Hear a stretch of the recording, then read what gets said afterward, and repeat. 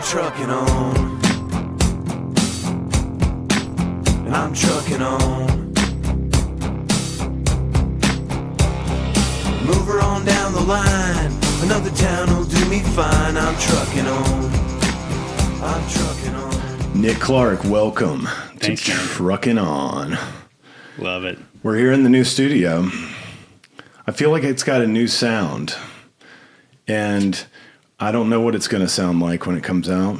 Okay. It might just be my voice. I don't know. Your voice sounds great. It sounds hot. Said that. I like that. Man, it's such a pleasure to have you here. I've been trying to get you on as a guest for almost 3 years. Hold on. No. The last time we tried, you rescheduled on me. So I feel like we've both rescheduled. well, I've been waiting for your audience to build a little bit before I come on. That's true. Well, you're good. You don't want to be too early, Good. but you also don't want to come on too late, right? So I think I've timed it well. You timed it well. And man, I met you in, I think, 2010-ish. Yeah, sounds about right. And we were deep in the triathlon world. We were. We were already doing commercial real estate. We were doing commercial real estate. We'd met. I think we met on a property tour at a building I was leasing, probably around 2010. Yeah, which is the same way I met my wife. So I met you the same way I met my wife, which is kind of special. And we're all still together. We're all still together. Yeah, so that was probably around 2010, and then you and I got. You were at Pillar. I was at Pillar. You were at. Were you at Collier's then, or No? I was at Transwestern. Okay, that's right.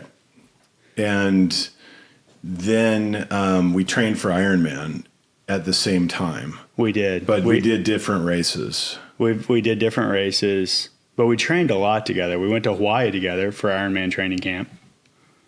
Yeah, you and Matt Weiser were both working together at Pillar, and then we all kind of started seeing each other at races. Yes, and it's like, Ward, what's up? Hey, guys. And I think there's a bit of a similar approach between me, Matt, you, and a few other guys on how we approach triathlon, which was we took race day very seriously, right? When you were actually in the race, but everything else around it, we weren't quite as serious as maybe some of the other triathletes out there. We partied hard. We partied pretty hard. Yeah. Yeah. I used the sport of triathlon instinctually, not consciously, but to balance out my partying. Yes. And maybe I don't know if that approach actually worked, though, is what I'm saying. Like, I think it was just another excuse to go have a great time. Yeah. I mean, I remember I started doing marathon because Jeff Mercer, my first boss at Robert Lynn, I just got done with touring with my band for years and I was pretty out of shape. And he's like, dude, you should just train for a marathon. And yeah. I did that. And then you get into that world and you're like, oh, what's that? It's an Ironman tattoo or something. And like, oh, I want to try triathlon. And then I would do it. And I would there were times when I would quit drinking for long stints to prep for a big race or something. But then when you drink after a triathlon, like literally right after it, you crack a beer open after you finish a race. Tastes so good. There's not a better tasting That's beer. the best beer. You know, people talk about, like, is the best beer a shower beer? Is it the beer when you're really hot on a golf course? And it's like, dude, have you had a post-Ironman beer? That's a good beer. And I'll tell you why, because the endorphins you get from an Ironman are very similar, for me at least, to the endorphins I got. I guess I still would get them, but I wouldn't get them the way I used to with alcohol. And when I was in my 20s and early 30s, like I loved drinking so much and it just brought me so much joy and excitement.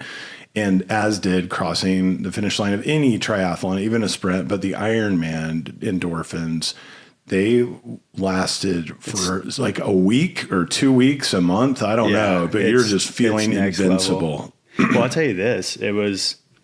I did my Ironman at the very end of 2011, which, funny enough, I've never done a triathlon again since that Ironman. But I did Ironman. It was like, I think it was Thanksgiving weekend of 2011.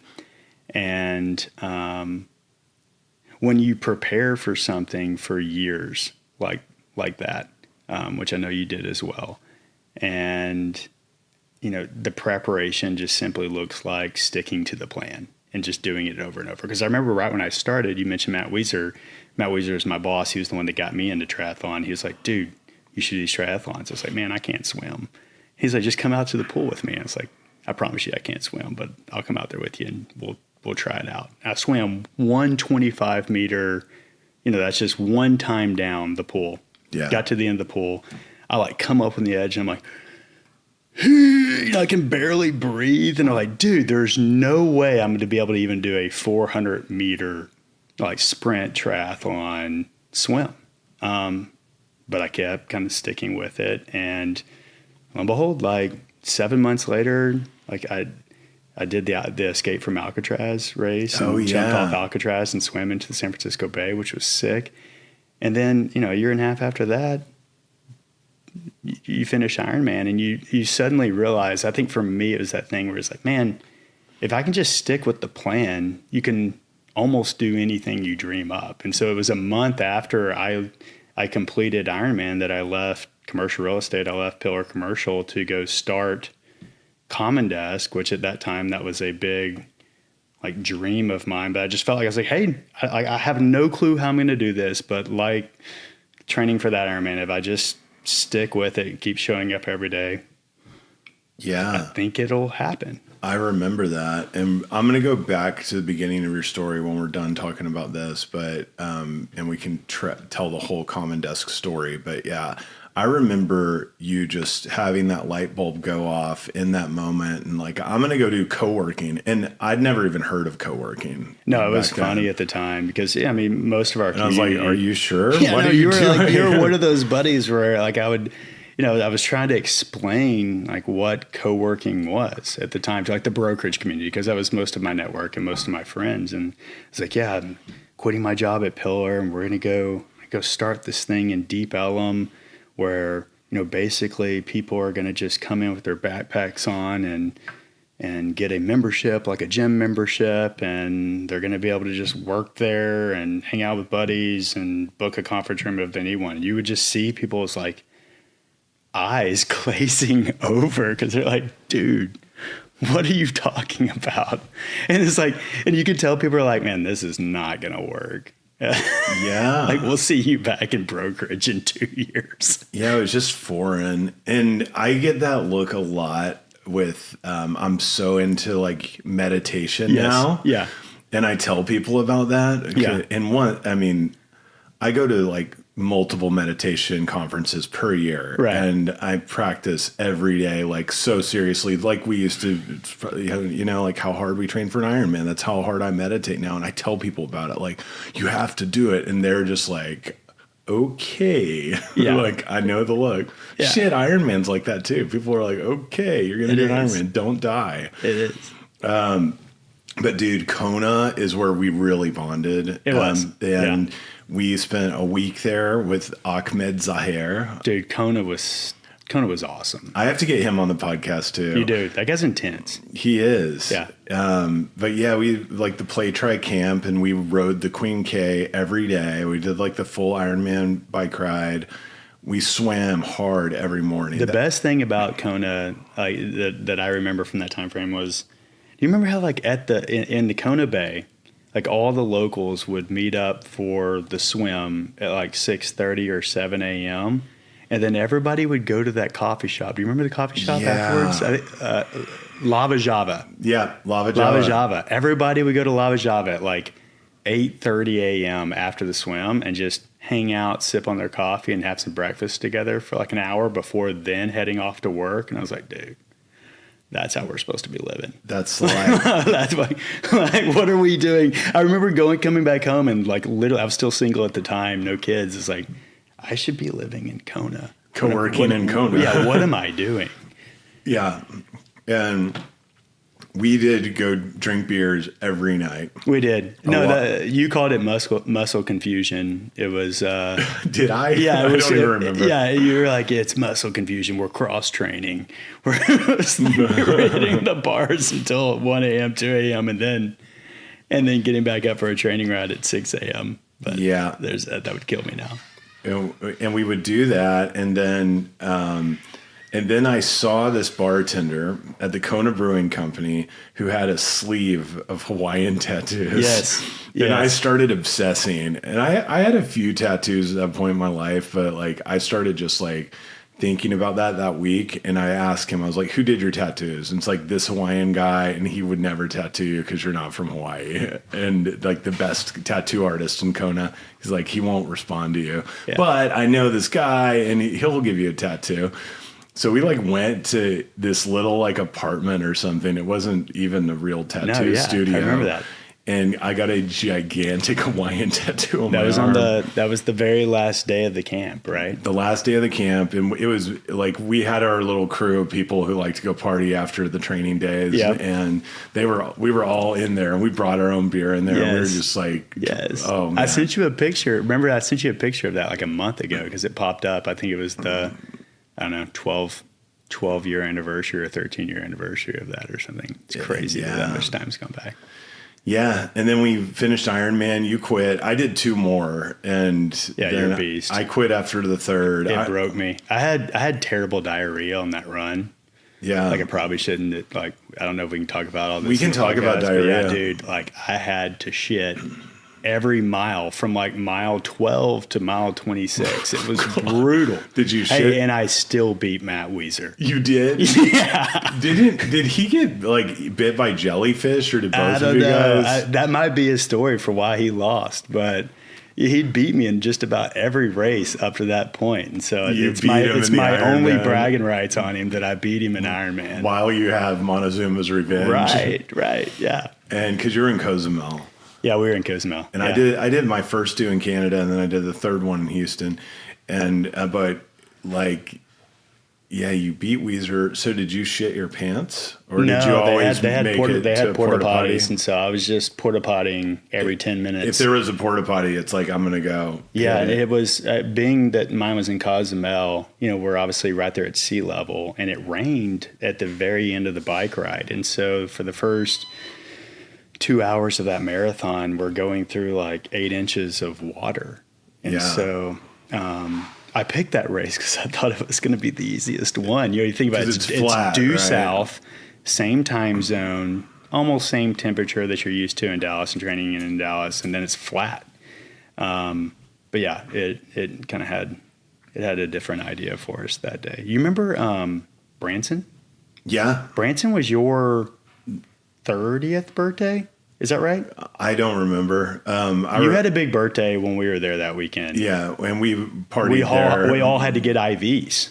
Yeah, Do you remember that? Yeah. I thought Branson was a half Ironman, but I thought it was harder than the Ironman. It was so hilly, brutal. I don't think we looked up and knew. And we there were drove mountains on that race. and we drove. I drove. I didn't really so think it was like much. Missouri. It'll be kind of the same as Texas, right? It's like, no, we're in the mountains. Like, what are we doing? Yeah, and man, like that, I remember during my Ironman tenure, which was probably like 7 years or something, I did that stuff, and 6 or 7 years, I would drive so far and like solo road trips. Like I drove to Branson by myself, and I met up with you guys there. Yeah. But I would drive to New Orleans, do the Ironman, like I spend the night, do the Ironman, and drive right back after the Ironman to Dallas. And I would drive to Galveston, do the Ironman, drive right back to Dallas. Like these. I don't know how you did that. I couldn't move after my Ironman. I would think just it was do crazy drives. And I did quit drinking the last year to train for my last 2 Ironmans. I did not have a sip of alcohol for either of those races, like leading it for 1 year solid. It was the first time I really quit for a year. And I didn't seek treatment or anything. Like I was just like, I'm quitting. And I'm going to train for Ironmans instead. Like that really worked, but I went crazy those 2 years. I mean, I would hit every race that was going on, like every half Ironman and I trained really hard and had an awesome time at that final Ironman where I was like, final was Canada or which Texas. One? It was Texas. Yeah. And I was just like, okay, I'm good now. And then my daughter was born the next year and I had started training for the fourth one, and then I realized she was going to be born around that time. So I stopped training. And then, I mean, I just got fat. Then I started drinking a lot and like then had to like stop again for you know. It's the tough thing about most of the last 10 years like ours, right? It's like you're all in or you're all out. It's funny that like Ironman attracts a lot of addicts. It does. Either active like I was. Well, especially the distance side of triathlon, like true Ironman, right? Definitely attracts the addicts. And a lot of sober people do it, like that, where they're just like so into that. But I do, and like super alpha people do it, you know, like business leaders, just hardcore people do the Ironman, which we're hardcore people in general. And so like that community felt so natural to me. It was just like this immediate fraternity. Even like the really healthy people that weren't partying, it's like they're cool and they're like, we're all in the pain cave. You know what I've always wondered if we would have liked the Xterra community even more. Yeah. You know, like if we had done all the same things, but in that community, just because I think in the dirt. Like I loved everything about the triathlete community except for how seriously they took the sport of triathlon, which that's kind of a funny thing to say, but I wasn't out there shaving my entire body. Right. Like, yeah, there were those people. We might have a few beers the night before the race. You know, I'm like, I mean, it was just it attracted such a calculated human being, which I learned a lot from that. But I don't know. Yeah, there were if you want to roll it back, maybe we check out the Xterra community. Yeah, I'm good. You still do like endurance stuff, don't you? Not really. I mean, not really. I'll do a little bit of like unsanctioned. Like I tried to do an ultra. I think that was last year, but I injured myself like trying to just train for it. Really? Yeah. That's one of the last times we caught up. It was either while you were doing that. It might have been while I was training for that. Yeah. I've found that I really love trail running now. Okay. And your Xterra self. Yeah, like no. It's I think most people think you're just basically, it's the same thing as just running on pavement, but you're in the woods, right? But it's insanely different because when you're running on pavement, you're able to just completely zone out, right? You can think about whatever else you want to think about. You can listen to a podcast, listen to your music, hang out and chat with a buddy, whatever you're doing. But when you're trail running, like your entire focus has to be on your foot placement on the trails, or else you're going to break your ankle, right? Did you get injured because of that? Because of bad foot placement, or it was just like wear and tear? No, I think I tried to ramp it a little too hard. And I just needed a longer training period in order to go get it done. But yeah, I'm fairly distracted and ADHD, and so you love meditation. I almost feel like trail running is a form of meditation for me, because it keeps me just focused on one thing, kind of trains my mind to stay really in the moment while I'm doing it. And so I always, like when I do that, I come home 45 minutes later, I'm like, dude, I feel a lot better. I don't know if I'm wired to be a meditator. I think I probably am, but I do think like Ironman, that in and of itself, that's meditation too. Like going for a 100-mile bike ride, you just have those moments where you forget that you're on a bike and like you just Ironman. I think people think they're like, dude, how'd you do that for? I don't know what your best time was, but for 13, 14 hours or whatever. And it's like but it's broken up into all these tiny time segments of like, okay, every so many minutes you're eating, and every so many minutes you're drinking, and you're always watching your heart rate and keeping it right at whatever your zone 2 is, and ringing your bell if a hot girl rides by you. yeah. Do you remember I had my bell? I do not remember the bell. Oh, I would ding the bell like if there was a good-looking lady. See, we needed more of that in the triathlete community, of like just people taking it not so seriously. Or if I passed one of my friends, I would ding the bell. Like there's nothing better than passing someone ding ding. Yeah, you need the bell sometimes. So silly. Yeah. So amazing. Okay, what I like to do on this podcast is go back in time and tell me about your life ages 12 to 22 and what happened. 12 to 22.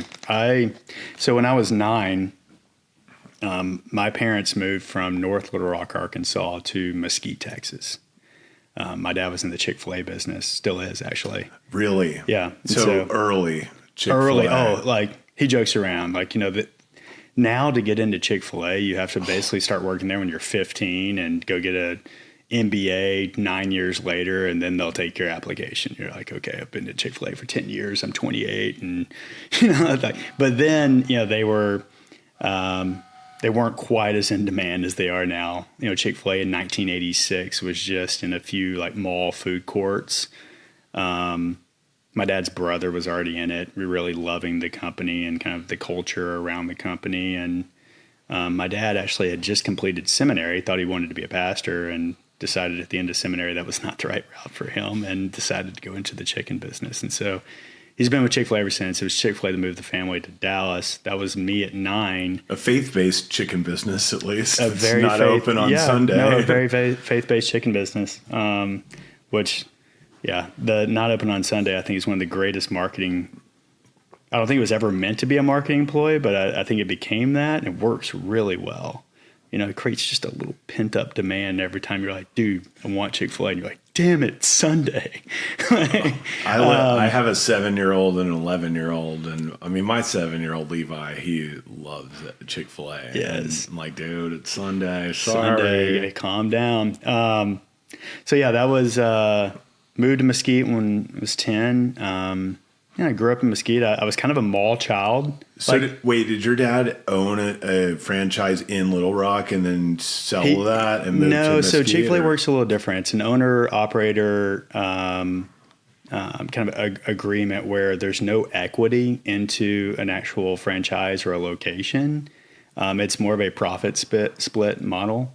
You're going to run this spot and then you get a cut of... You get a cut of the profit. Okay. Yeah. So he was doing that in Little Rock. And he was doing that in Little Rock. We were basically going broke because it was Park Plaza Mall in downtown Little Rock, and it just wasn't working. Chick-fil-A provided some sort of a minimum salary, if the location's not profitable. I think it was slightly profitable, but not enough for, our family with 3 kids and everything. And so a location opened up at Town East Mall in Mesquite, and that location, the operator, this is hilarious, but the operator was moving on for a CiCi's pizza franchise.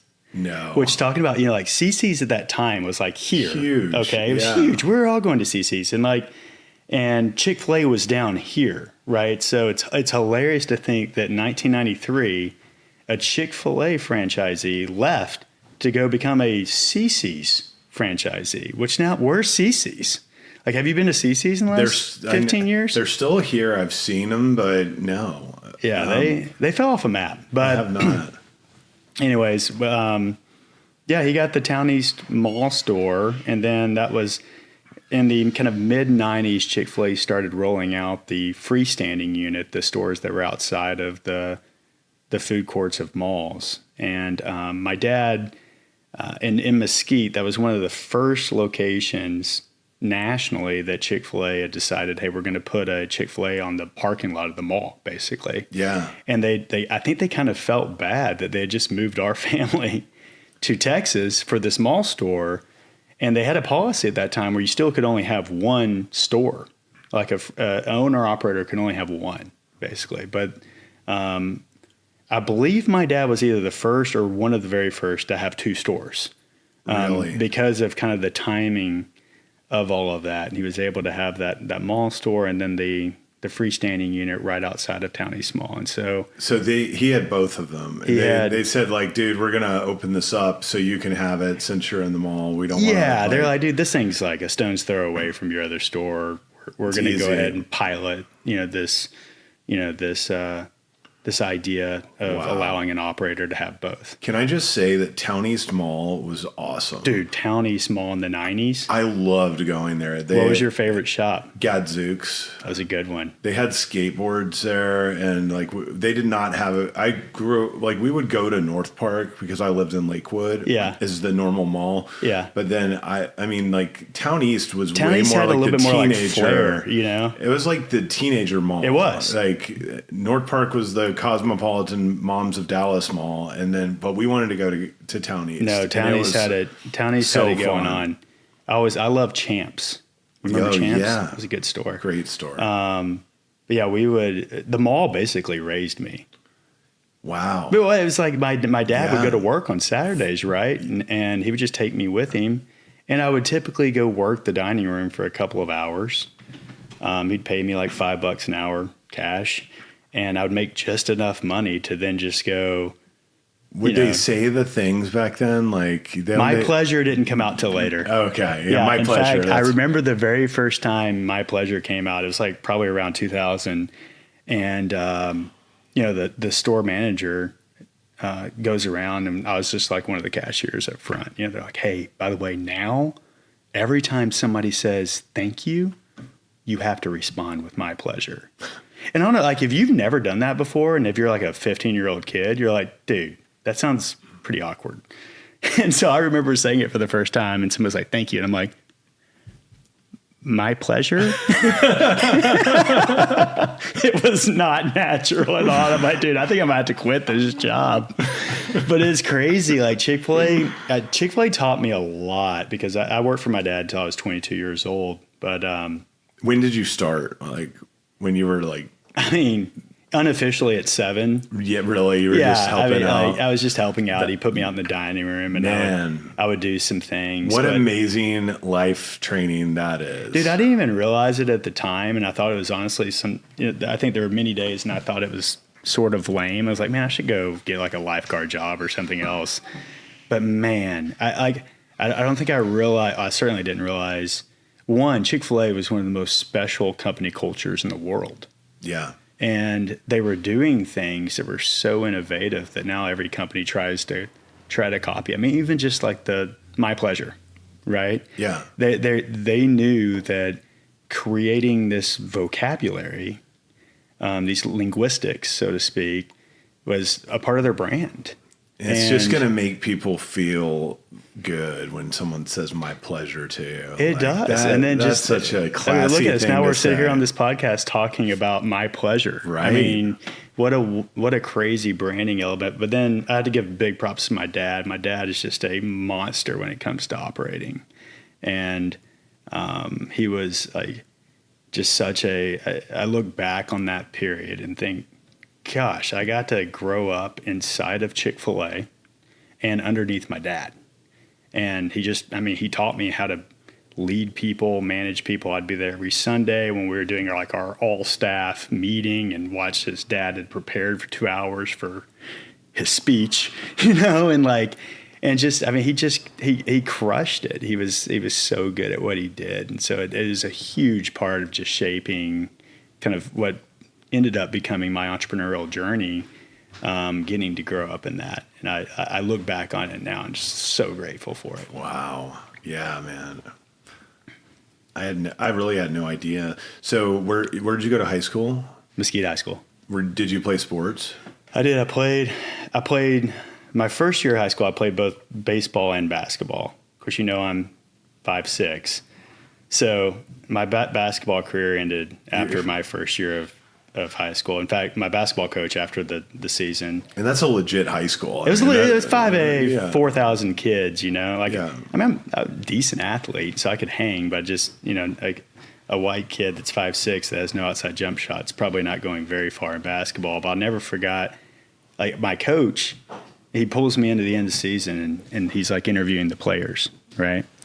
And I go in first, my best friend's right behind me, and I walk in and I was like, Coach, what'd you think about the year? And he's like, man, you had a really good year. He's like, I've talked to your baseball coach, though, and it really sounds like you've got a big future in baseball, and in a big 5A high school like this, it's really smart to focus on one sport. And I was like, oh, okay, yeah, I get it. And I really liked basketball more than baseball at the time. I was like, I get it. So I walk out. My best friend behind me goes in. And he's in there for like 15 minutes, comes back out, and I was like, man, what'd Coach tell you? He tell you to focus on one sport? And he's like, no, man, he told me I'd be a great 2-sport athlete in this school. So that was the end of my basketball career, and I played baseball through the rest of high school. I played a little junior college baseball in East Texas my first year of college as well, but that was about it for me. Was that your main thing in high school, was playing baseball, or were you student government? Did you do things like that? Or my last year I jumped on like the student council, was like vice president of student council. I think that was just because me and my best friend, both of our girlfriends, were vice president and president, and we just thought it'd be cool to knock them out. They didn't think it was very cool. We did. But no, yeah, baseball is kind of the main thing. It was fun because going back to Chick-fil-A, just about every single one, like the entire baseball team worked up there, which I can't believe my dad put up with that. But high school was a good time. That's awesome. Yeah. So then you played some JUCO ball, and then I played a little JUCO ball. It was at a private Methodist junior college in Jacksonville, Texas, called Lon Morris Junior College. You really wanted to play baseball. It's funny. I really didn't, which is like, I really wanted to go to the University of Arkansas. I wanted to go back to Arkansas, go to U of A. I was accepted into the U of A. I had a roommate. I was almost there. And I got like the last scholarship I think Texas JUCO gave out to a kid. Like, we need one more. Who can we call? But I had 3 other buddies that were already going to this junior college. And I was like, one more trip around the sun sounds kind of fun. And so I went and did that for a year. And being that it was a private Methodist junior college, they had like 2 scholarships that they were handing out for like the next step once you wanted to move on from JUCO. And one of them was to SMU because it's also Methodist, right? And so like right there, it's like, okay, it's like if you get a 3.7 GPA, you can have half off your tuition at SMU. And I was like, man, that sounds pretty nice. And it was like one of those junior colleges where all I had to do was like go around and tell all my teachers, I'm like, hey, I'll work as hard as I can, but I really need this 3.7 so I can go to SMU. And so that's how I got through all of college at Brown. Yeah. Just like, hey, I really got to pass this. Yeah. I feel like people don't, we should teach kids this a bit more, but like if you just go make a connection with the teacher, I think your grade goes up by a good 10 points. Just tell them what you need. You just tell them what you need. And they're like, okay, at least this kid wants something here. Yeah. This kid's not just a drifter coming through. They know who you are. Right. That was, I always say that, like, I only went to office hours, never went to class. Smart. That was my move. Right on. So then you went to SMU. Then I went to SMU. I was like I was at SMU the last 2 years. And I was commuting. I had bought a house in Garland, in this like random neighborhood in Garland. Don't ask me why, but. And you're still working at Chick-fil-A? I was still working at Chick-fil-A. In Mesquite? Mesquite. Okay. Yeah. I'm starting to transition to corporate, which we could get to that in a minute. But still working in Mesquite Chick-fil-A. Bought this house in Garland, and so I was just commuting to SMU. So I never really got into like the culture of SMU. Nor when I decided to go to SMU, nor did I know that like it was like such a Greek heavy school, which I think there's parts of me that enjoy that and there's parts of me that don't. And so, did you do that? No, I didn't do that at all. No. Because you came in as a junior. Okay, I did. Yeah. So graduated from SMU in 2005. Yeah.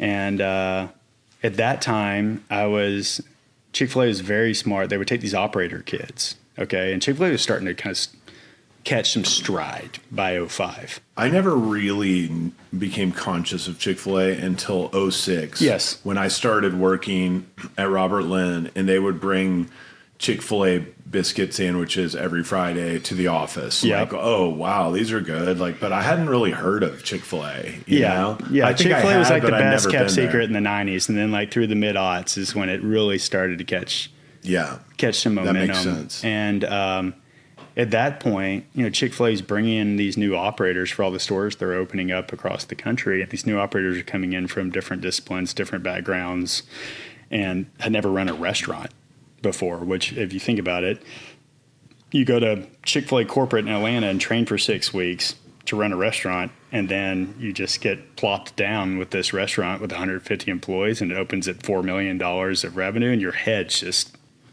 spinning, right? And so Chick-fil-A was smart in the fact that they put together these cohorts of operator kids that were like right around college graduation age. They would typically be teams of 4, and you know, as a 22-year-old and as an operator kid, I'd been around the business for 15 years, you know, and so we would go to Scottsdale, Arizona 3 weeks before our store would open and help hire the team, set everything up, kind of further help the operator and kind of coach the operator, and then stay there through opening to like 3 weeks post opening. And so it'd be like a 6-week assignment and travel around and do that for a while. And I was doing that for like a year and a half and having a lot of fun with it in some ways. But like the 3 other dudes that were in my cohort were like, and you know, you and I are very obsessive type human beings, right? And it's when our heart is in something, right? And we want to be there. But these 3 other guys in my cohort were like they were staying up all night just nerding out about Chick-fil-A operations, how things can be done differently. And I just remember thinking, dude, I do not care about this. And it was kind of the sign for me of like, maybe I'm in the wrong spot. And I had gone to school at SMU for real estate finance and really loved real estate finance. And I remember calling my dad. It's like one of those like dramatic 2 a.m. calling my dad from Pennsylvania. And I'm like, Dad, I got to get out of this. And he's like, okay, come home. And I was like, I think I need to go figure out like this career in real estate and figure out like if there's something there for me. And like it's going to be a regret if I don't pull out now. Because I was on a fast track to. You would have your own. At 24, I was going to be an owner operator. Yeah. You know, because it was a different time then, and you know, you could get a store at a younger age. But yeah, I came home, clocked out for my last time, and really started networking in real estate.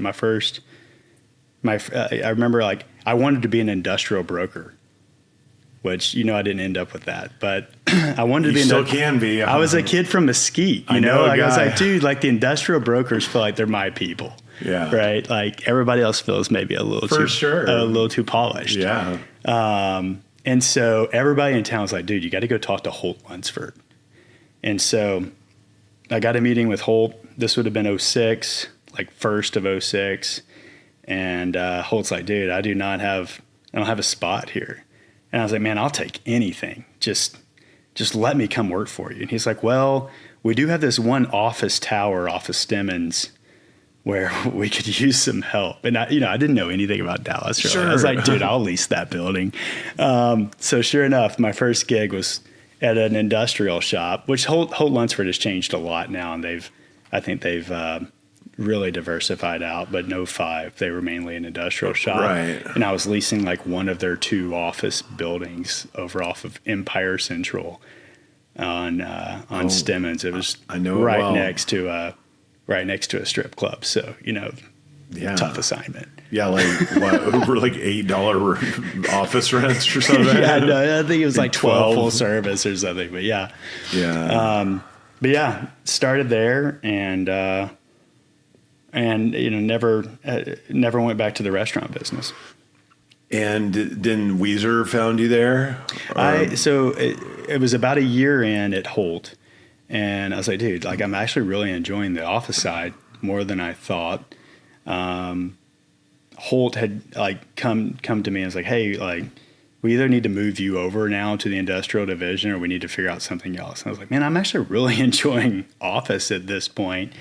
And I can't remember how I met Matt Weezer and Manny Ybarra, honestly, but it might have been at an industry happy hour or something. And it was just those are the Pillar Commercial guys. And it was a young shop. Alexis Martinez was over there. Oh, yeah. And I went over and chatted with them one day. And I was like, dude, this is such a fun crew over here. And it just felt like they were having a great time. Manny was a very innovative thinker and just kind of did things very. How old was he back then? God, he was young. He probably would have been 37, maybe. Yeah. Somewhere in there. Yeah. What Matt's 4 or 5 years older than me, so he would have been like 27, 28 at the time. Yeah. It was a young shop. Alexis had been there for like 6 months when I came on. And man, I just quickly identified. I was like, man, this is a fun crew. I mean, the portfolio is full of just B+ dogs. but the mentality was this kind of this hustle culture, do what it takes. Like, we're going to work hard, play hard. Like, it was perfect for me. Yeah. It was a lot of fun.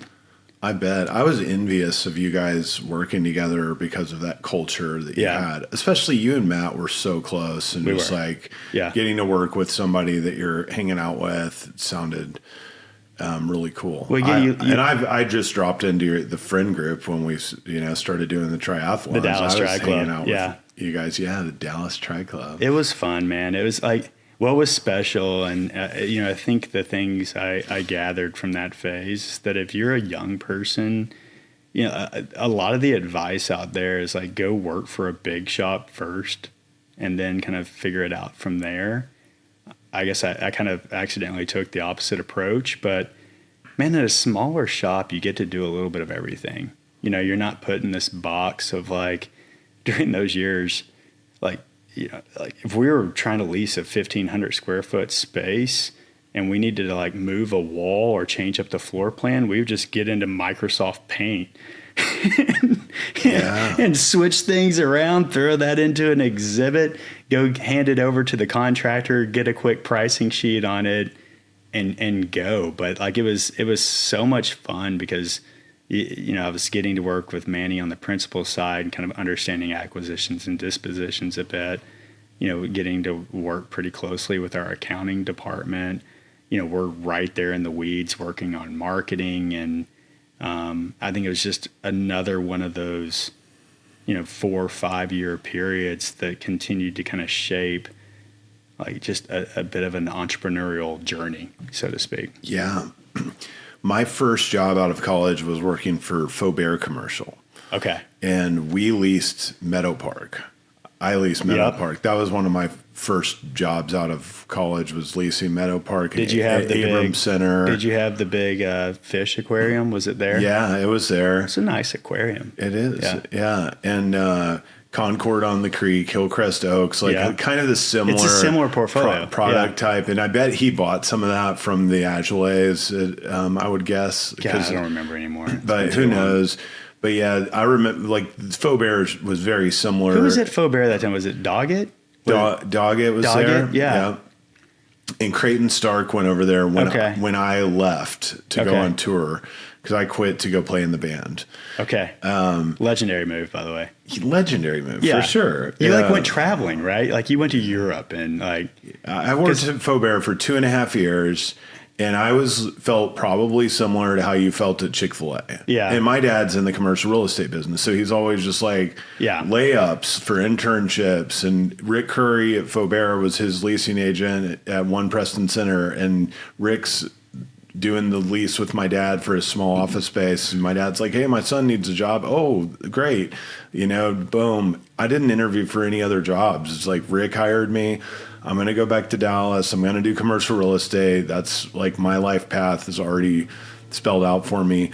But when I started doing it, they're great people. I learned a lot. We were very wheeler dealers. I would be drawing space plans for those small spaces and, handling the construction management, doing all that same stuff you're talking about. Yeah. Like drafting lease amendments. They didn't want to spend money on an we attorney. didn't call lawyers. No. Not unless it was like some complex lease. We're doing all that. Yeah, we're doing it.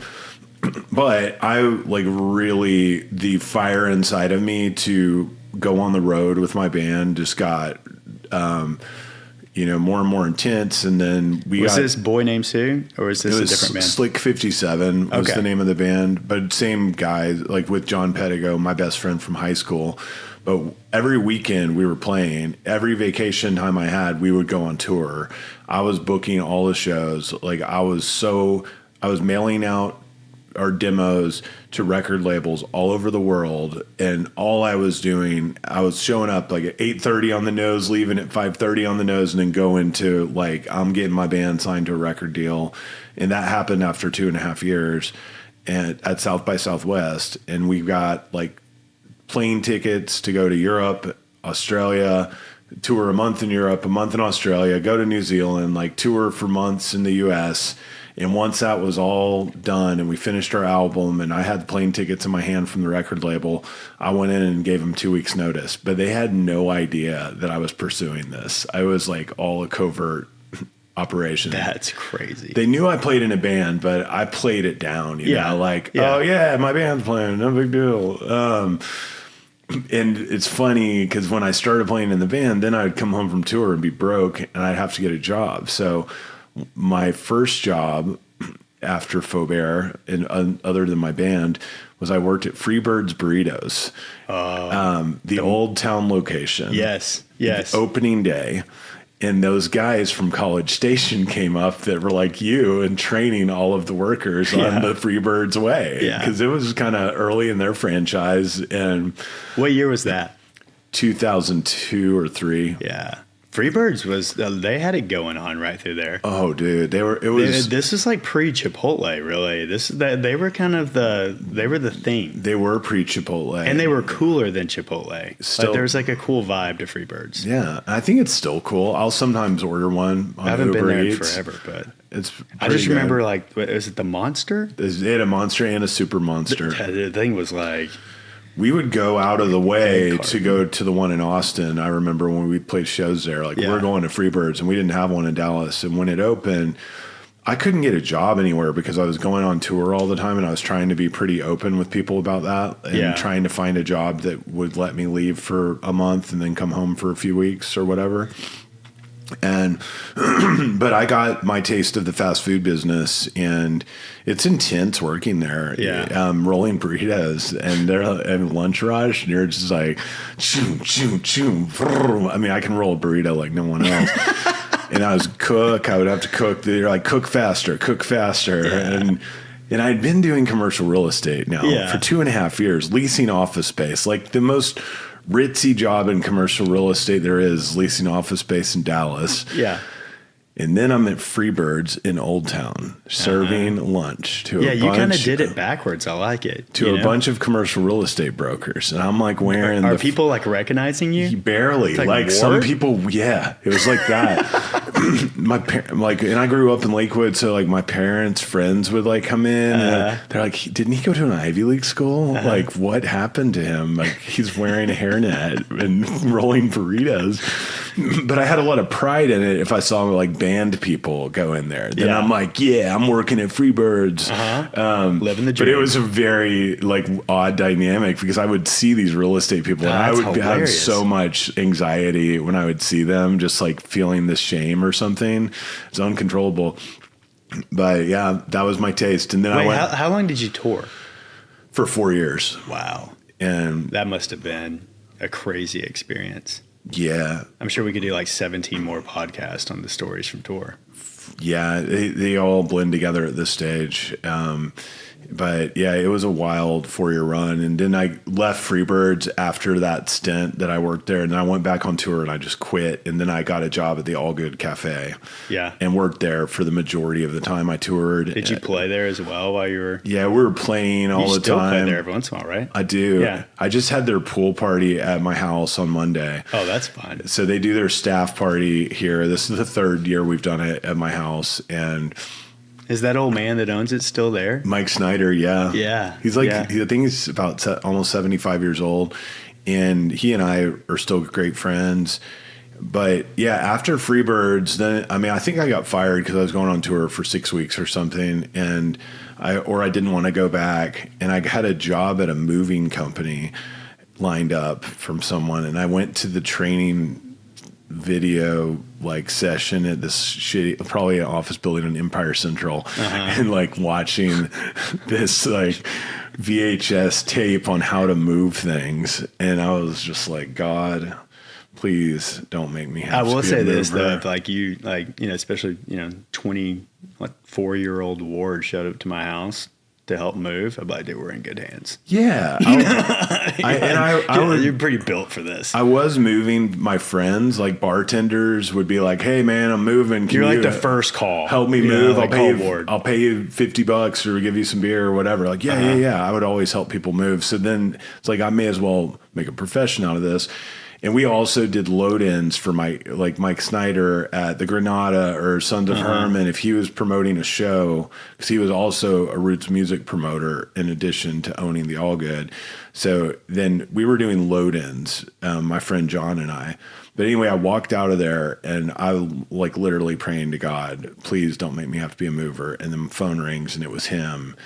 And said, hey, can you come work at the cafe this week? And I was like, oh my God, that was my dream job to have. Because I knew he'd let me go on tour whenever. He's a huge music supporter. And I mean, I worked 11 to 3 was my shift, 11 a.m. to 3 p.m. Yeah. It's just perfect. Yeah. I play in almost every night of the week, even in Dallas when we weren't on tour. So anyway, that was so awesome. And there are all of the folks that work there now. I mean, there's some that have been there for probably over 10 years, but it is the exact, I told them this pool party happening right here.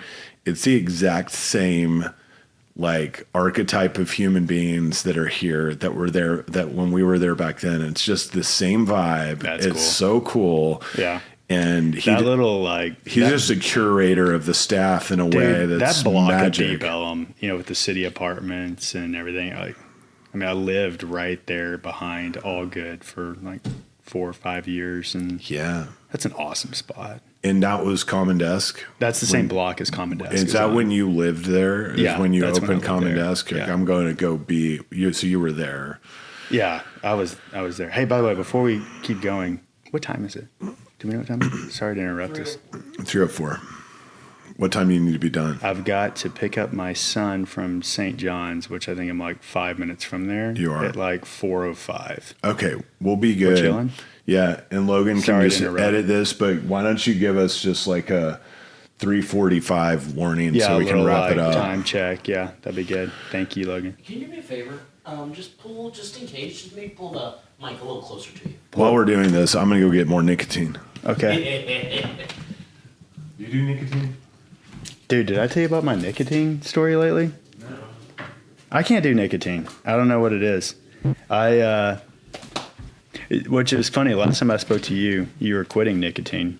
I did quit for 42 days. And you were the only person I knew at that time that was quitting. Everybody else is starting.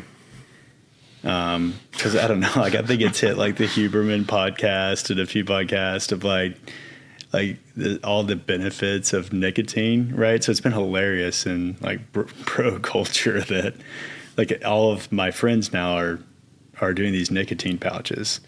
And highly addictive. And you know us, you quit drinking. I need to quit drinking. I drink way too much on a regular basis, but I was like, I'm going to try this nicotine thing. Maybe I'll switch over to that or something. I don't know, which it wasn't fully flushed out, but I was like, I'm going to try it.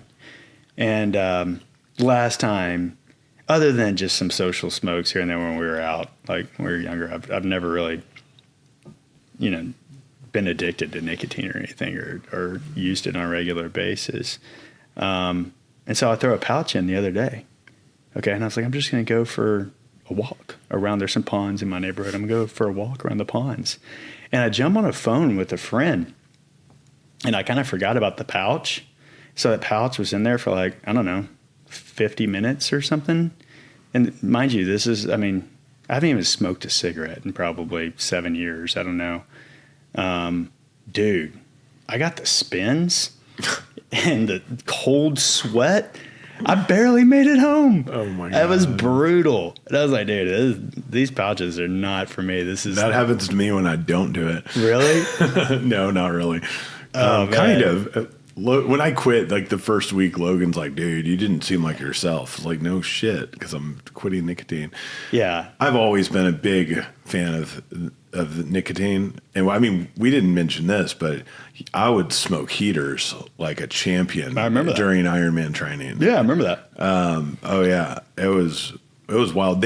Cigarettes did not impact me. Like I did not ever feel any negative effects from them. Yeah. I loved them. They calmed me. I did it like when I played football in high school. Like we'd go smoke cigarettes before a football game. It's crazy. Yeah, you're a machine. Yeah. But now I can't. And I will like have one. I had one like months ago and it'll probably be, I don't know, never say never, but it just like, I get sick when I smoke a cigarette now, like immediately, like what happened? But the pouches don't do that too. Pouches, like why do you think that is?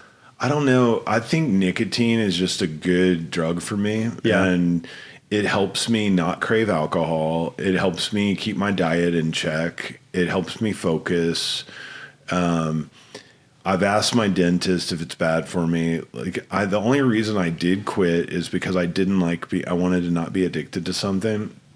I mean, to anything really. And I found that when I quit the nicotine, then I craved alcohol suddenly. Yeah. And obviously Yeah. which the lesser of two evils is nicotine for me for sure. And then also food. And like, I found myself just You're pounding food all of a sudden. eating shitty food, like just craving shitty food. It's weird. But I do these nicotine pouches. See, when you describe this, it sounds like the wonder drug. It is a wonder drug for me. And I think everybody's different, but If I put one of those in my mouth right now, I'd just give me 20 minutes and I would be just sweating over here. I don't know what it is. Yeah, thankfully though, my body rejects cigarettes now. Like it's like, no, don't like it.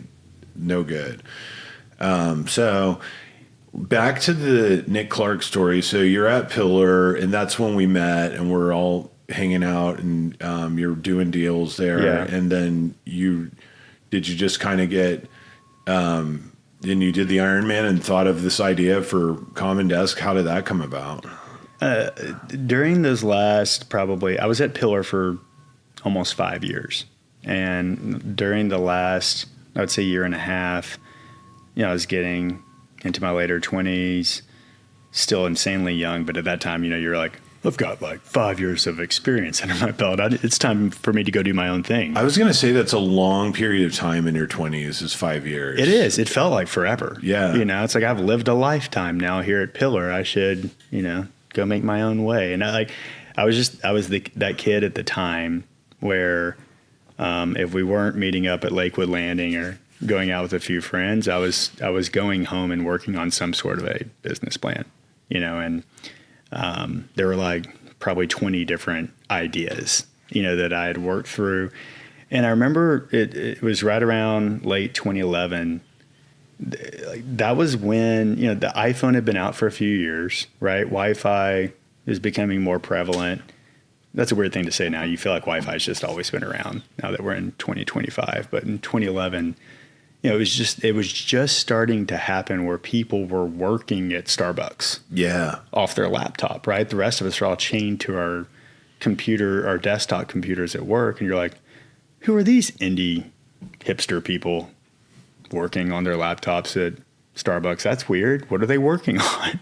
We were still in that time where we're in the very beginning of this stuff, and we were coming out of the Great Recession, and all of a sudden the companies that were coming into our office buildings at Pillar, like their needs were starting to change. And the speed at which they were wanting to transact was starting to change. You know, they would come in, and especially the unbrokered ones were really interesting. Like you'd have a young crew of guys that would come in, and they've got this new startup idea they just got $2 million of funding for. And they're like, hey, we need office space. We're like, oh, okay, well, you know, we've got 5 guys and we want to move in like next week. Dude, that's not how this works. Like, you know, we've got empty space up here, but we're going to have to design it. We're going to have to build it out for you. You're going to need to hire like Gensler and a lawyer, and it's going to be about 9 months. And they're like, dude, what? You know, like, we could be out of business in 9 months. We're wanting like a 6 or 12-month deal and to see how this thing goes. Wow. You know, there was more and more of that kind of stuff happening. That culture's just starting to erupt. Right. That startup culture. But yeah, you know, before then things were just moving so much slower. And so the way that we actually transacted in commercial real estate, especially with office space, was fine. Right. Like, you know, every company signs a 3 to 7 year lease, and that's fine. But as the world started moving faster and faster, it became more and more broken. And so the idea slowly started to emerge. And I remember I was calling it like the 3 F's of like, I just want to make office space fun, fast, and flexible. And fun because I remember walking into my first internship in a multi-tenant office building after my junior year of college. It was in a building in Las Colinas. I think it was MacArthur Center, right off MacArthur in 114. And I remember just thinking, I was like, dude, this place sucks. Yeah. Like, it's so intimidating when you walk into a building like that for the first time, and especially coming out of like the Chick-fil-A restaurant business, which everything was so fast and loud. And I walk in there and I'm like, oh my God, this is how I'm going to spend the rest of my life, huh? Like just Depressing. At a desk from 8 to 5 at this place. Yeah. And so fun was the first F. And then fast, I was like, I want to take the transaction time down from 9 months to 9 minutes. You know, it was kind of the goal that I had in my head. And then flexible of like just nothing but month to month membership leases, you know. And honestly, I thought I was kind of inventing it, and then had a friend send me a website of this company. I think it was called Citizen Space out of San Francisco. It was the exact idea that somebody had rolled out in San Francisco, and they were calling it co-working. And I was like, oh my gosh, that's it. I want to go do that. And I found, so I then immediately basically quit my job at Pillar Commercial, which I probably should have kept working for 12 more months. But I wanted to just go all in, no safety net, and just devote full time to this thing, which would have been like December of 2012. And I remember going to the first ever global co-working conference, which was in Austin. And I'm sorry, it was December of 2011 when I quit my job. That's right, right after Ironman. Yes, right after Ironman. And then February of 2012 was the first ever global co-working conference in Austin.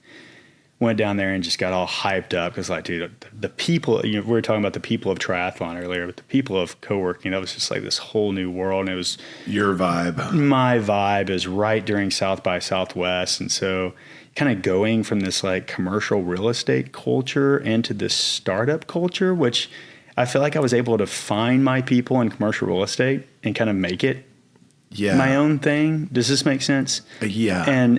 But then I got into perfect sense. Yeah, I've been doing it for 20 fucking years. And then I got into this like startup world, and I was like, dude, these are my people. Like startup people truly love to just like, I mean, they go hard across the board. You know, it's and some of those parties down in Austin were just so much fun. I bet. And you know, it was at that very first co-working conference. It's hilarious because it was first time I met Adam Newman, the now infamous founder and CEO of WeWork, and he was the very first speaker at that conference. And the guy for sure had this like Jesus vibe going on, where he had this like gravitational pull. Were you just like, oh my God, like, that's the smartest guy in the room. Like, Like everybody flocks up to him after he goes off stage. And it was just one of those weird moments. You're like, dude, where am I? What am I doing? I'm still in my sport coat.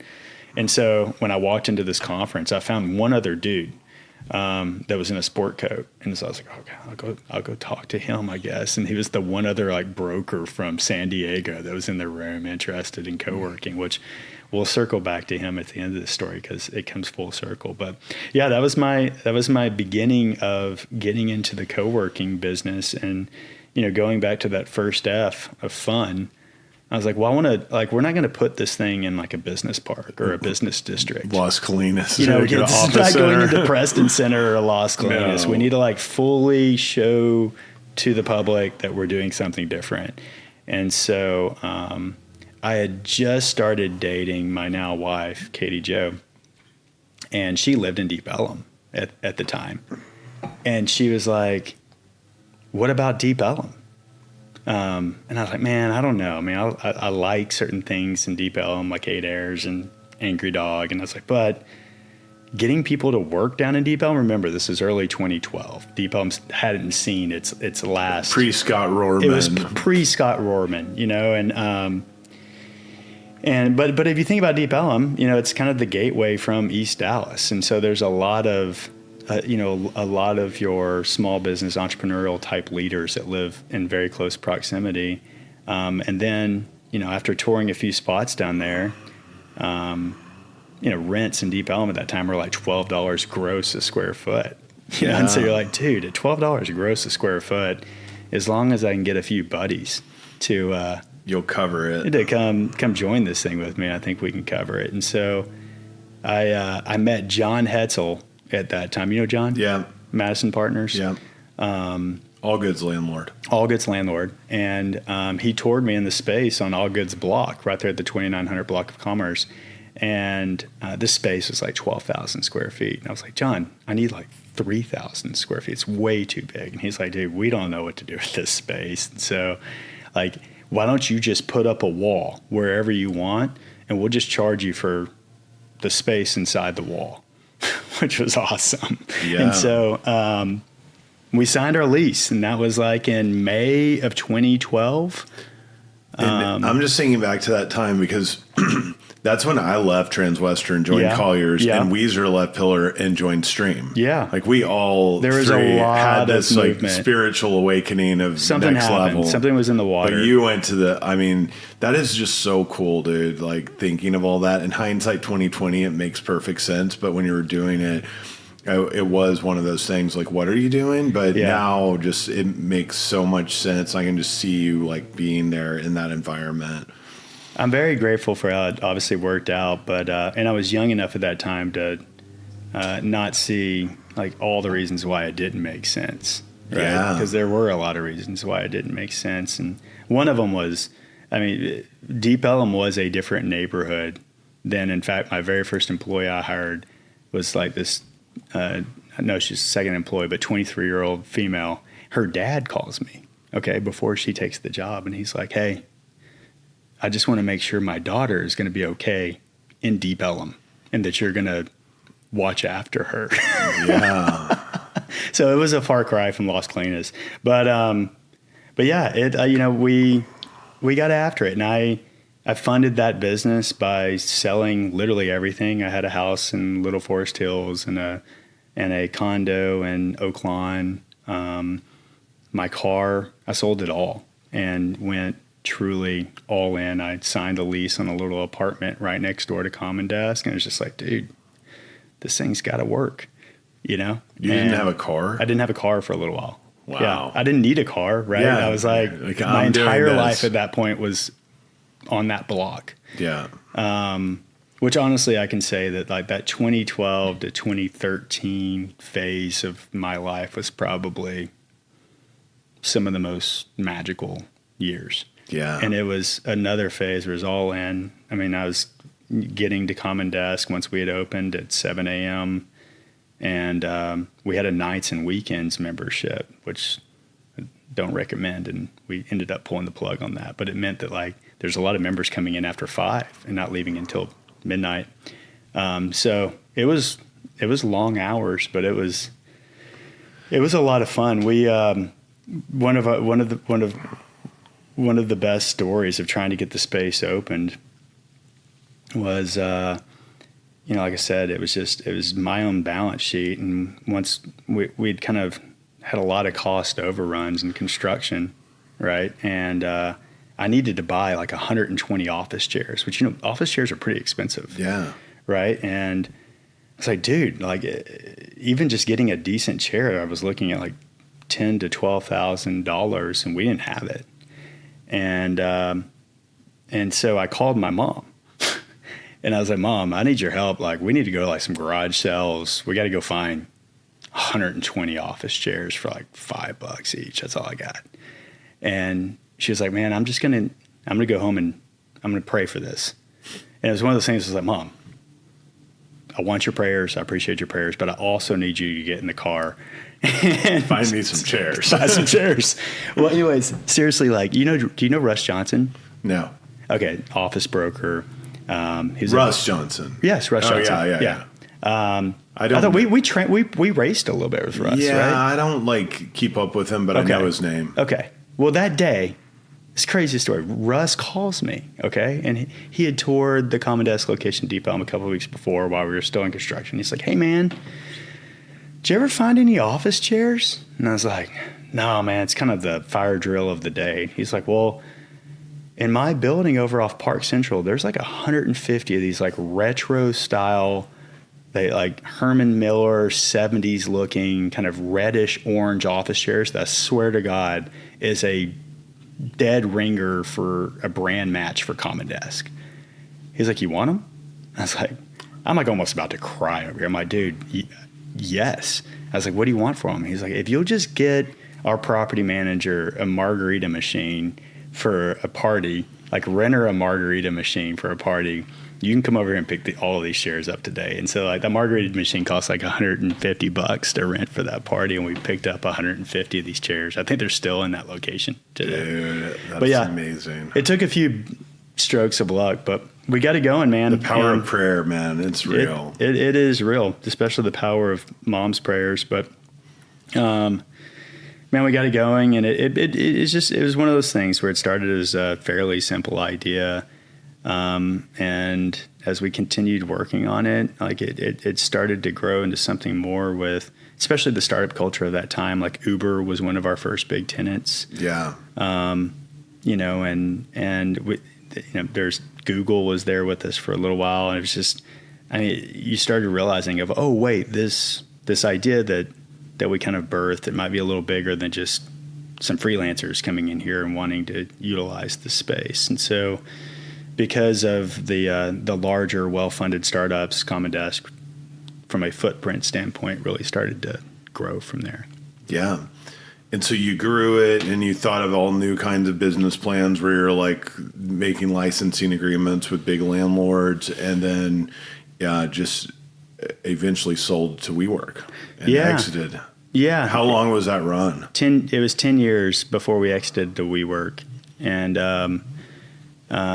it was, we won't go into all the details, but in 2022, we were coming out of COVID, right? And we'd been on just a tear of like, I think we had opened 10 locations the year before. We were at 26 locations at that point. We had expanded out of Texas, but our balance sheet was wrecked, just because of the hit that we took through COVID. And I was out raising money, and we had a few term sheets fall apart on us, really, again, due to the pandemic still kind of being around, the uncertainty of office at that point.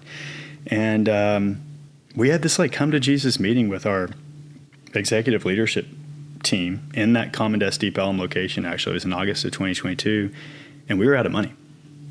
There's actually, most people don't know anything about this story, but we were out of money, and people are crying in this meeting. It was like, dude, we got like a 30-day run rate here to where we're not going to make payroll. How many people were on payroll? 180, maybe 200, somewhere in there. Yeah. And so we're in a bad spot, and we came up with a plan in that meeting, which is basically like, it was just start throwing everything off the ship essentially, so that we can keep it afloat. And the task for the executive leadership team was keep us afloat until December. Like, let's figure out a way to turn this 30 days into 180 days, which they did. And then I was tasked with call competitors and work out a disposition, a sell. And so my first phone call was, remember the broker from San Diego that I met at the Truckin conference? He became a buddy of mine. His name's John Lewis. My first phone call was to John, and John had become the head of real estate for WeWork because he met Adam Newman that day that I was sitting with him at that table. He became the head of real estate. And so he was like... That's a good cold call right there. Right? Yeah, it's crazy. So he was one level kind of underneath the sea level. Does he live in La Jolla? No, he does not. Where does John live? He was in New York at the time, or New Jersey, I think. Yeah. And so I called John, and I was, obviously I'm not telling him that we're out of money and we're in dire straits over here, but I was like, hey, like, I think we'd be open to entertaining an acquisition.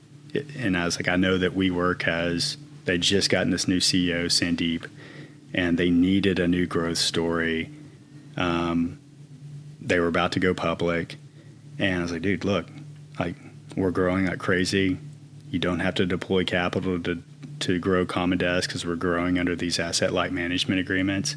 So just give me a Zoom call with Sandeep.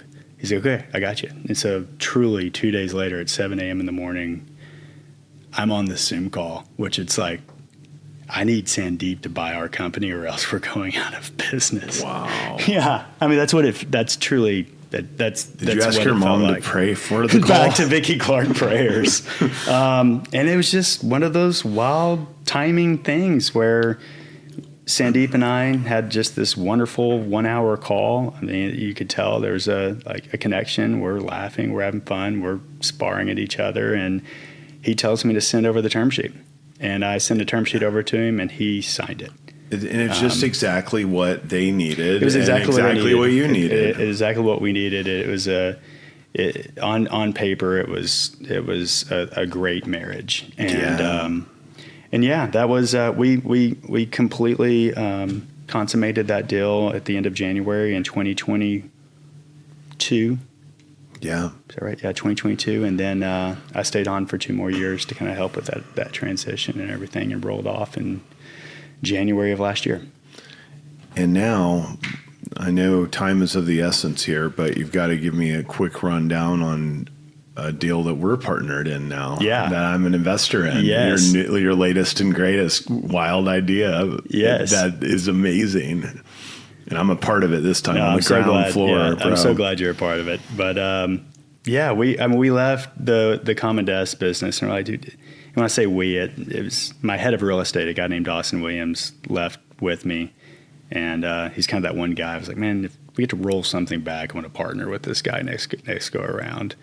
And so we left together January of last year, and we're like, we want to stay in the private club business. We like a lot of aspects of it's like the recurring revenue. You get to really know your customer. You get to know your customers' families, their dog. They're like, it's fun being in a private club business, which is exactly what Common Desk was over the years. And so we started just touring all of the different private clubs out there.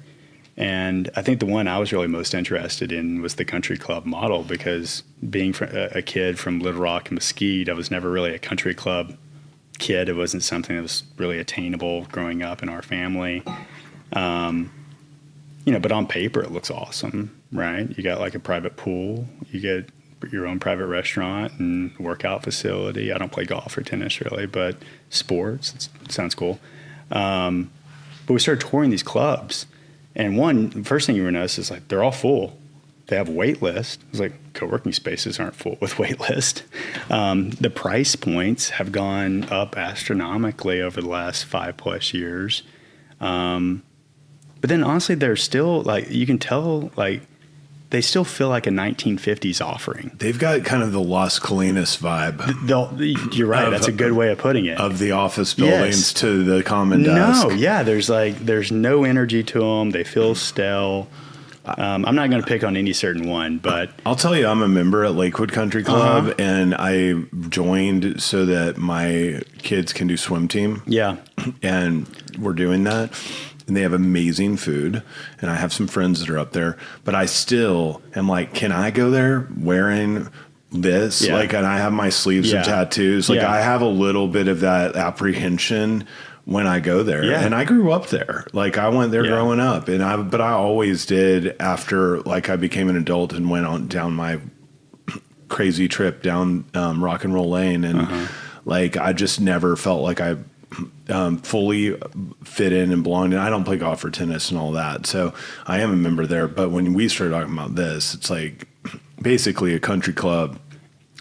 we're talking about like building the anti-country club country club. Yeah. Yeah. Yeah. And it's very quick and easy to see. These clubs are stuffy. You know, they still feel like they're built for the older white man first. There are like stuffy, older seeming young white men that are members at Lakewood now that it's like, how old are you? You act like you're like 65, it's but funny you're you like say that, 'cause, 30. like, that's how I felt when I first arrived on the SMU campus. I was like, why does everybody dress like a 65-year-old white man and the women like that? That's weird. And no offense to these people, by the way. Like, I just want to say, like, I'm just like, I've never been able to feel comfortable in that attire. Yes. In the sports coat and and being proper and so called. But like, it just like, that's always been tough for me. Well, and then on top of that, you mentioned Lakewood, so we'll stick with Lakewood. Of like, from a kid's standpoint, if you subtract the pool is cool, and Lakewood's pool is actually really nice. And that's really what I use it all summer, and I awesome. don't go back until summer, basically. Yeah. Well, that's exactly it. Of like, they're like Lakewood's indoor kids club. It's in the basement. It's right next to the gym. Never have used it. It's actually like 200 square feet, and it's for kids that are potty trained up to 12 years old. I'm like, dude, you know, my son's now 8, almost 9. If I would drop him off in that kids club and go up and have a couple cocktails and come back down and get him an hour and a half, he'd be like, dude, Dad, why did you leave me down here? Yeah. You know, and so like what we're creating is certainly kind of the anti-country club country club, and it's going to be built for kind of a kid's first, mom's second, almost dad's last mentality. Yeah. With knowing that, like, if you think about this as dads, if you win over the kids and the moms, man, give me a beer and put me in a closet, and I'm gonna be life's easy. I'm gonna be pretty happy. Happy wife, happy life. Yes. And actually, on that topic, you know, I like to have a happy ex-wife too, because that makes my life really nice. That makes total sense. So I want to join as one of the founding families, right? I mean, I don't know if that's automatic because I'm an investor, but I need to sign up. It's a lot easier. But for you I would as an like to do investor. something really anti-country club and have a divorced couple with our kids be members. Well, there. you can do that. Yeah, you can do Wouldn't that. that be Can you not good? do that in a real country club? I don't know. Yeah. She can go up there all the time and do swim team, so it's no. The only thing you can't do, like where we're maybe more strict than your traditional country club, is that you do have to be a family. Oh, okay. You know, like, and like, you don't have to be your traditional American family by any means, but we're not taking. You have to have kids. You got to have kids, or you got to be family planning, right? Yeah. Like, we're not taking single dude that's 28. Right. So we have no individual memberships, no like junior memberships. Okay. There's one membership, and it's a family membership, and you know, we're saying, hey, a family can come in a lot of different shapes and sizes. We'll be the binuclear family membership. That's what There I you go, call and it. that's completely acceptable. But like, we want to make sure that it's got a very families only vibe to it, because if you think about it, there's so many places for singles to go party and drink and go. I mean, there's a lot of different social clubs out there, and we're just simply saying, hey, we're not that spot. Like, we're the spot where your whole family can arrive on site and have a freaking blast, and you know, either play together or separately for a couple of hours and go home exhausted. Yeah, it's like Smokey Rose on steroids with a pool. Exactly. Yeah. Or Birdie's East Side is like another good little East Dallas it's fun. family Like restaurant. you're kind of talking about some of the dining experiences at country clubs, and they're, most of them are like a fine dining, more of a formal experience, and ours will have an ice house. So it's we're literally calling the restaurant the Ice House, and it'll have its own ice house patio, big resort style pool, big outdoor playground. It's gonna be fun. Hell yeah, man. So where do people go sign up and join? Tell them where you're located. Yeah, we're in Lake Highlands. We're right off Northwest Highway between like Ferndale and Plano Road. You might remember the old North Lake Professional building. I went there. Yeah, there's a lot of people. My pediatrician. There's a lot of people out there pediatrician there. So Dr. Johnson. We bought that building, which it's magical how that popped up. But it's a 50,000 square foot building that already looks like a clubhouse in a weird way. Yeah, and it's on this massively oversized lot of 3.65 acres. I love that. It was just perfect. And Lake Highlands, like I've learned this over the last year and a half, but oh my gosh, Lake Highlands is like a family mecca. It is. It's crazy. But so we love the neighborhood that we're in. I don't think I'd put this concept anywhere else if I got to choose. I love the location, but yeah, if you want to, we are right now kind of coming to the end of what we're calling our Founding Families initiative. We're trying to find 250 founding families that want to be a part of this club. The clubhouse in Lake Highlands opens in like April of 2027. You know how construction goes. So plus or minus a few months. But the club starts now, and we're of the mentality of like, hey, if we can pull together 250 awesome families, we can start doing backyard pool parties, takeover of Katy Trail Ice House patio, and like all these places that maybe you're not even allowed to go as a family. Yeah. But if you take it over, we can certainly do it. We can have a lot of fun. That's cool. We can have a lot of fun as a club, even without the clubhouse. And so the goal is like when we do open this clubhouse in a little less than 2 years, everybody's walking in, high-fiving each other, knowing each other's kids, and it's because of these founding families we put together. So, the initiation fee for this club when we open will be around $8,000.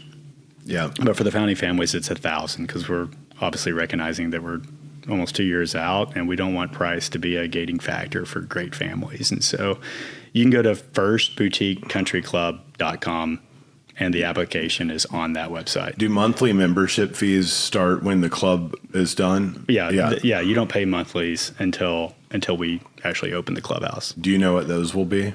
Around like $500 a month for a family. Yeah. Yeah. Cool, man. Yeah, that's amazing. And let's see. I'm going to finish this first half of the podcast with what advice would you give to your younger self? Don't wait. Just I think I've learned that I think the inclination is always like, hey, let's wait for the perfect time. Let's wait for the perfect amount of experience. And, as like we go through the stories we just told on this podcast, it's like, man, there's never a perfect time. There's never a perfect amount of experience. And you'll surprise yourself if you just get started today on how far you can get. You ever sit on like a park bench and you walk, like you just watch somebody that's like walking by, and then you kind of forget about them. But then you look back up and you're like, oh shit, they're like a mile over there now. And it's just because they've just been consistently, slowly progressing. And so, I mean, there's a compounding effect in life, right? And the earlier you get started, the better off you'll be. And so, I think even in my 20s, I kind of felt like I needed to go get this experience and that experience and this before I started. And I started pretty early, but like the real story is you're probably going to be better off the sooner you start. For sure. You just jump in, and we're the same like that. I mean, I think in general, even though you did those things, like you're like that. I mean, I think you figured that out pretty young. Yeah. Like that lesson. A little antsy. Yeah. I'm antsy too. Yeah. So I was talking to I just had my 25-year college reunion, and one of my buddies, we were talking about the podcast, and he's just like, dude, like you've got this thing where you just start something, not even knowing what it is. You just start doing it. And that's what I did with this. Like, I didn't know what this was. I just knew I wanted to do a podcast, and I didn't want it to just be about commercial real estate. And I wanted to like bring in all my friends that do all kinds of different things and talk about life. But trying to explain that to somebody. Yeah. Now they're like, what's your podcast about? And like, it's just a life podcast. Yeah, I do. It's like, just me and my friends sitting down and hanging out. Yeah. Yeah. That's what it is. Yeah. It's a good time. Have you ever had a mystical experience? What is your definition of mystical? Your mom praying you getting the chairs would be mystical to me. Yeah. I mean, I guess that was certainly one of them. I think like when you meet your wife, the first time you meet can be very mystical. There's a fun story around that. Just like time, John Pelletier. Time like goes slow mo, kind of like, oh wow, it's like this like insanely engaged moment in your life. I think another one was especially when my daughter was born 7 months ago. My wife wanted to do a home birth. Okay. And so I was like, okay, let's do it. It's another one of those things where we're just jumping in. I don't know how this is going to go, but let's give it a shot. We're all set up for this home birth. Okay. And, my wife wakes me up at like 11 PM. She's like, hey, I'm starting to have some pretty heavy contractions. I think this is going to be it. And I was like, okay, maybe just try to go back to sleep and wait through this tomorrow morning. She's like, no, like this. We want to go to the bathtub. Like this is happening. And so she's going into labor. Right. And usually this, like the laboring process can take hours, if not days for some women. And, sure enough, she's kind of going through this pretty quickly, right? And I'm on the phone with the midwife, like, hey, like counting out these contractions. I've got this like contraction app. Are you bringing someone in to help? Like, yeah, we've got a midwife that's supposed to be coming over. Okay. And she's like, hey, like I'm going to start gathering my stuff, and I'll be over in like 20 minutes. And I was like, okay. And Katie Jo, my wife, is like, hey, I think I want to get into the bathtub. I think it'll help me to kind of work through these labor pains a bit more. I was like, okay, I'll help you get into the bathtub. And at this point, it's like 2 a.m., okay? Midwife is 15 minutes out. And Katie Jo looks at me and she goes, she's coming. She's coming right now. And I'm like, what? And like, she's in the bath, right? And like, it's just me and her there. And I was like, what do I do? I'm sheer panic mode. I'm taking off my shoes and socks. She's like, what are you doing? I was like, I'm getting in. She's like, no, just catch the baby. And I'm like, okay. And so sure enough, like 10 seconds later, my daughter is coming out, and I was the first one to kind of put hands on her. I was able to catch her, and thank God she starts crying immediately, which kind of helped me know that, hey, we're okay. She's okay. This is good. Mom's doing well. And I just look at that baby, and that was probably the most mystical moment of my life. Wow, man. It was crazy. And it was so beautiful because it's so quiet and peaceful. And a midwife once told us that the right way to have a baby was the same way you made the baby.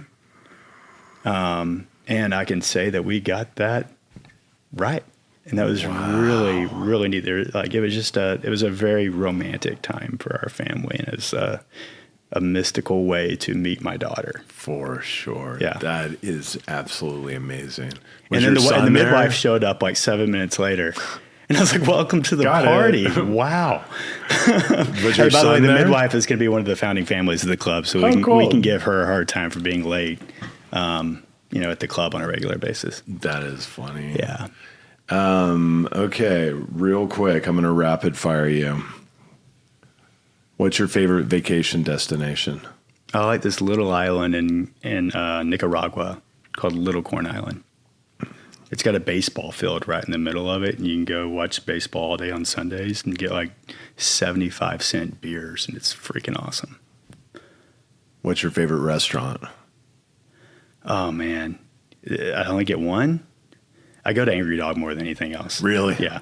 What do you get there? I usually just I'm all over that menu. If I want to be healthy, I'll get the Jennifer salad or the spinach salad. I'm always getting the burger as well. But I'm there for Howard is the GM. He's always behind the bar. Yeah. And he's the best bartender in Dallas, in my opinion. He's got all kinds of tricks that will keep you there. Oh, yeah. Yeah. I love Angry Dog. Yeah. What's a book you would recommend? Oh, man. Are you a book reader? Yeah, I do. I do a decent amount of reading.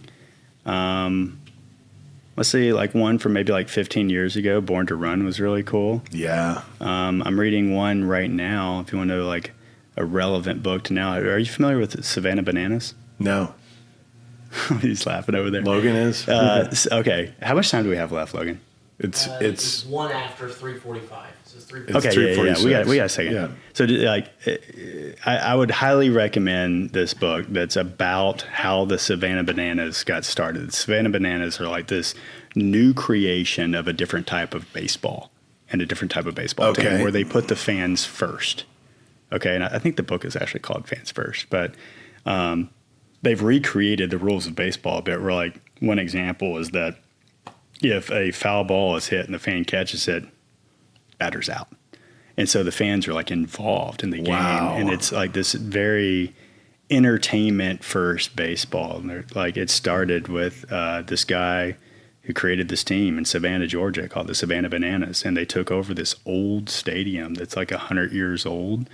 And dude, they've created this empire of a following. I have no idea about this. They're selling out Major League Baseball stadiums. Really? It's nuts. And the kids go. How many teams are there? Now I think they've got 2 or 3. Yeah. They just got a Texas team. I think they're called the Texas Tailgaters. Yeah. And it's crazy. You'll have to look it up when we get off this, but it's electric. Like I love the energy of it. Yeah. And they keep the price point of tickets down to like a very attainable level. I think it's like $70 a ticket or something. And they like, there's no scalping. But they sell out within minutes for each one of these. It's really neat. But it's a great book on how to promote, how to market, how to think differently. Hell yeah. Yeah. Do you have a favorite quote? Or does one come to mind? I'm trying to think if I got a favorite quote. We had one up on the wall in Common Desk Depot. It was from Tupac that said, what did it say? Reality is wrong. Dreams are for real. And I kind of like that. I like that. Yeah, nice reality distortion quote. But do you have a charity or cause that you're passionate about? I should probably find a new one. Yeah. Need to work on that. Like, I've got one for you. What do you got? The Breakthrough T1D, type 1 diabetes. Yeah? Yeah. I'll hit you up for the one walk. Okay. That's my thing because Betty has type 1 diabetes. Okay. So I'm getting in that mode. We just had our first walk meeting. It's in November. It's a walk? Yeah, a walk for type 1 diabetes? It's a organization that raises money for research for finding a cure. Okay. I should know this, but there's type 1, type 2, and type 1 is the one that you're like, is that the one that you're basically kind of you're just born with it? It's genetic. A lot of the time. They don't really know how you get it, but it's not based upon like you eating a lot of like having a poor diet or drinking too much and you get older and you get type 2 diabetes. Yeah. Which basically it slows down your insulin production with type 2 diabetes because you basically eat so much shitty things that it wears your pancreas out. Whereas type 1, like in Betty's case, she was 4.5 years old and her pancreas stopped producing insulin. Oh, wow. Like immediately, like it's not, so no insulin. So she has, and then she's taking insulin shots. She has a pump now. Yeah. And she's at camp right now at Camp Sweeney. It's like a type 1 diabetes camp. That's her second year. She goes for 3 weeks, loves it. But it's this, they actually say right when you are at Children's Medical Center in the ICU dealing with this shit, which is really overwhelming, as you can imagine. But they'll have community people from Breakthrough T1D come there, and they're like, it's the best country club that you never want to be a part of, you know? but the community around it is really special. And I would donate money here and there to things that my friends were doing, but I never like really got involved until this. And then, I mean, do you think they're like close to a cure, or they're like, the whole thing's made me a conspiracy theorist. Yeah. Like when COVID happened, I'm like, conspiracy. Like this shit, like how much money I spend on this after a couple of weeks of her having it and having to deal with it. The first thing all you got to do is find gratitude is the trick when you have a child get diagnosed with some type of chronic illness. Yeah. Like, how do you find gratitude? You go to Children's Medical Center and there's lots worse things than type 1 diabetes. That's a blessing. It's a blessing how mature and wise she has become and like tough and resilient from having to deal with that since she's 4.5 years old. Yeah.